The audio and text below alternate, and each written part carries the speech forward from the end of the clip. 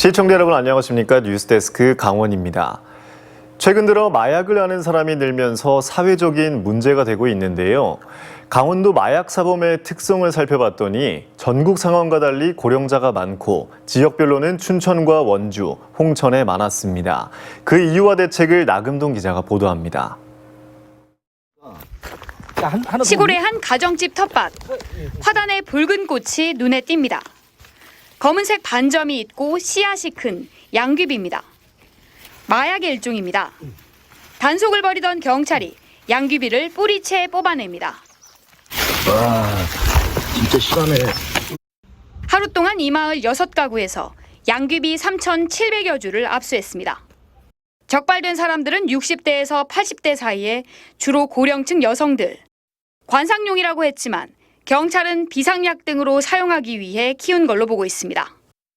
나이가 드신 분들이 대마를 재배하는 사람들이 굉장히 많았어요. 법에 대해서 강화되니까 법에 지금 걸린 것 뿐이지 그냥 계속 오랫동안 지속해 왔던 거죠.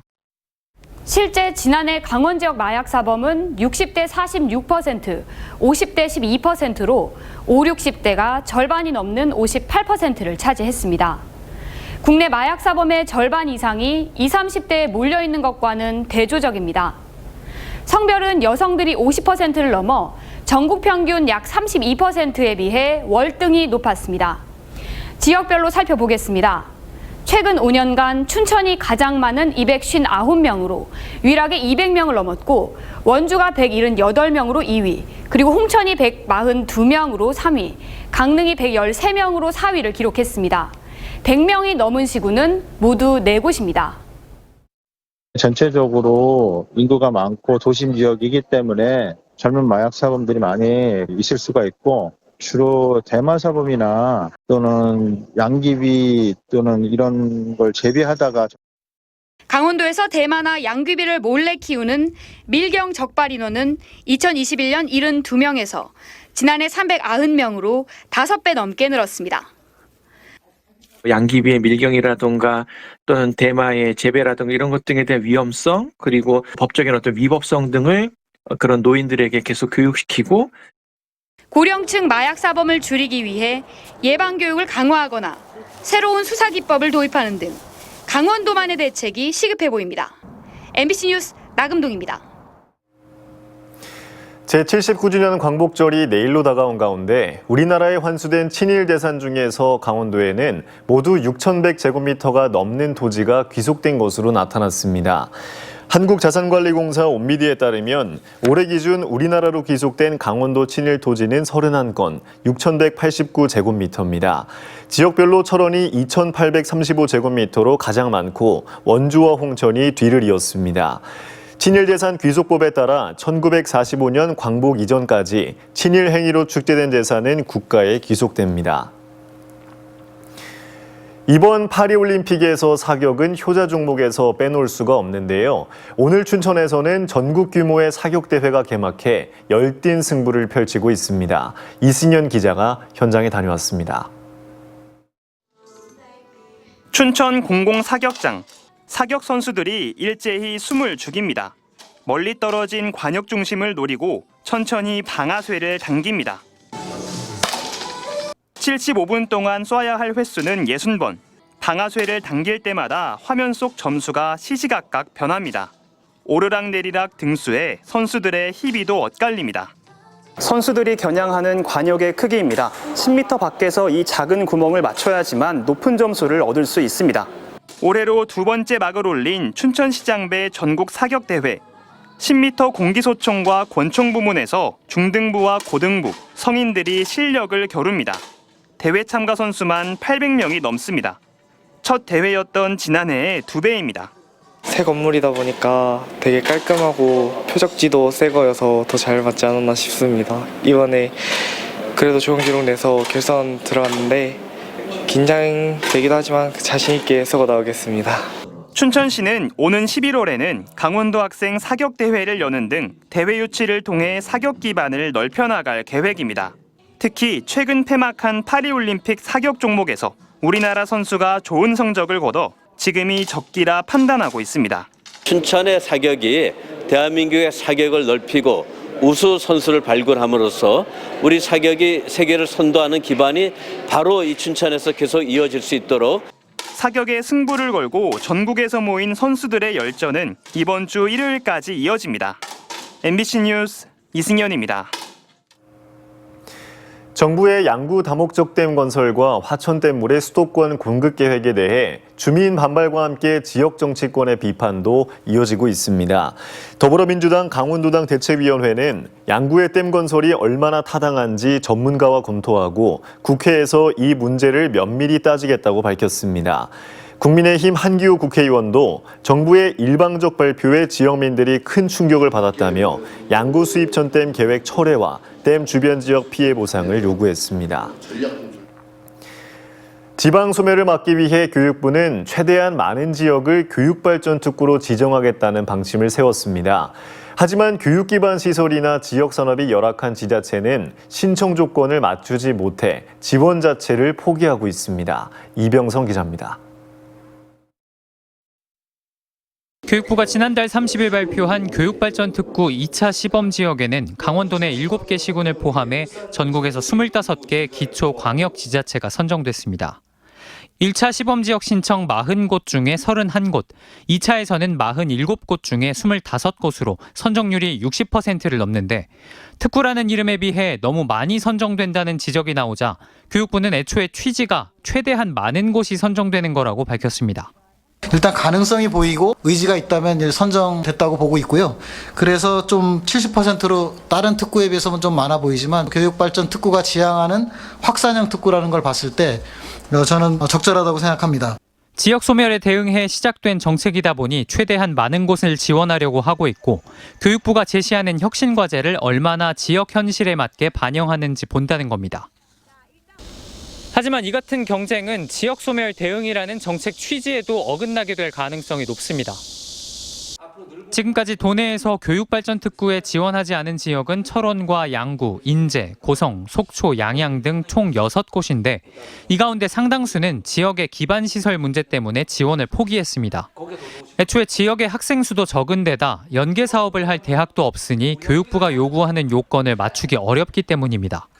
이들 대부분 소멸 위험이 높은 지역에 속하는데 지역 소멸 대응을 위한 정책이 오히려 이런 지역을 외면한 셈이 됩니다.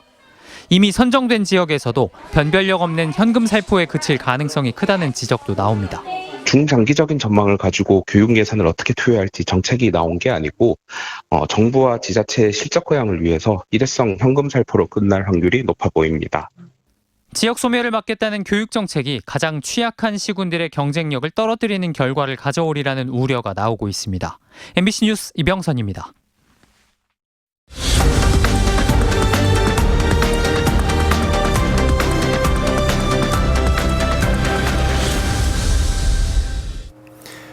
영서 전역에 폭염경보가 이어지면서 매우 무더운 날씨가 계속되고 있습니다. 오늘 낮 최고 기온은 화천이 36.2도까지 올랐고 철원 35.7, 홍천과 양구 35.6, 인제 35.5, 춘천 35.3도로 영서 지역 대부분이 35도를 넘었습니다. 강원 지역은 당분간 무더위와 열대야가 이어지겠고 강원 내륙에는 한때 소나기가 내리는 곳이 있겠습니다. 도내 온열질환 119 출동 건수가 80건을 넘었습니다. 강원도 소방본부에 따르면 지난 5월부터 어제까지 강원도에서 온열질환으로 119가 출동한 건수는 83건으로 이 가운데 67명이 병원으로 이송됐습니다. 유형별로는 열탈진이 40명으로 가장 많고 열사병 19명, 열경련 12명, 열실신 11명 순입니다.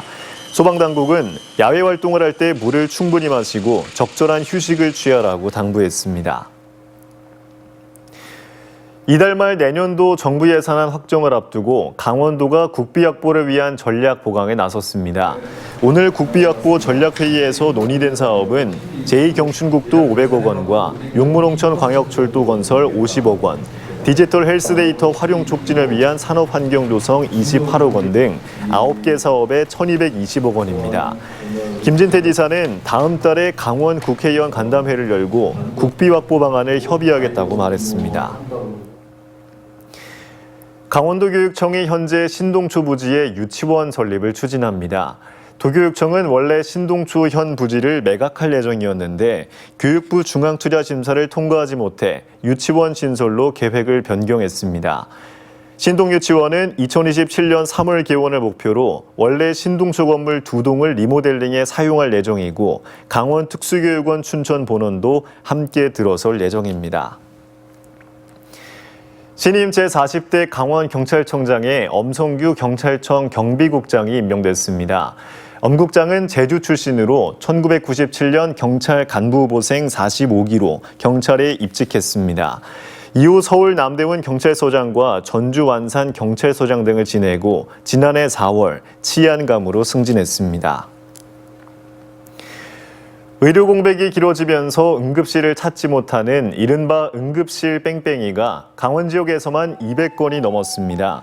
정성국 국회의원에 따르면 올해 상반기 구급차 재이송은 2,326건으로 이 가운데 강원은 11.4%인 266건으로 경기, 서울에 이어 많았습니다.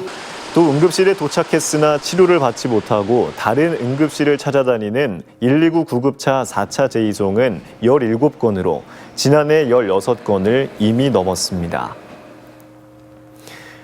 춘천시가 지난해 11월 남춘천역 인근에서 횡단보도를 건너던 3명이 차에 치여 숨진 사고를 계기로 보행자 교통 안전을 강화합니다. 온이교차로와 남부사거리, 행촌 3거리에서 교통안전 캠페인을 벌인 데 이어 앞으로도 지역 축제와 행사에서 보행자 중심의 캠페인을 이어갈 계획입니다.